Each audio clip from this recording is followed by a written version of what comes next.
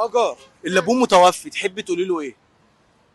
بشوفه كنجمة في السماء، في وجوده حياتي كانت هنا، واما غاب شعري شاب ظهري اتحنى، شبت من الدنيا وأساها، تعبت من الناس وأذاها، بعدت يا ابويا وهو غاب الظل، لا جنب عم ولا خال ولا حتى خل.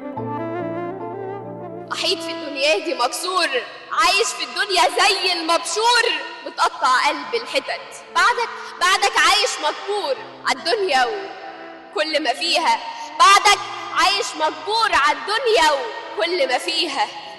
بعدت يا ابويا، نفسي ارجع لايام زمان، تحضني لاجل احس بالامان، نفسي ارجع لكل الذكريات، نفسي ارجع لكل الذكريات لاجل احس بطعم اللي فات.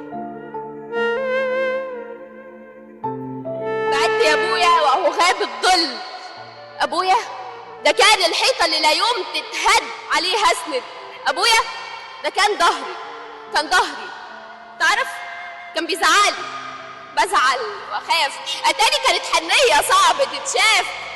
ابويا نفسي تزورني تحضني، وفي عينك تشيلني، نفسي ابويا يزورني يحضني وفي عيني يشيلني. بعده بقت الدنيا تمرجحني، بدور بين وشوش الناس على شبهه، دلوقتي الناس كلها بتدوس عليا بالمجاز، لا في قلبهم رحمة ولا إحساس.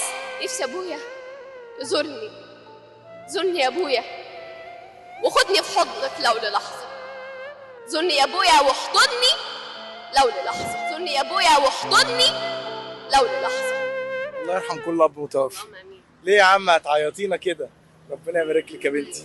صفحة هاجر هتلاقوها في الكومنتات، طبعا مش هقول لكم هتعملوا ايه، طبعا نخش ندعمها ونشجع القمر ده.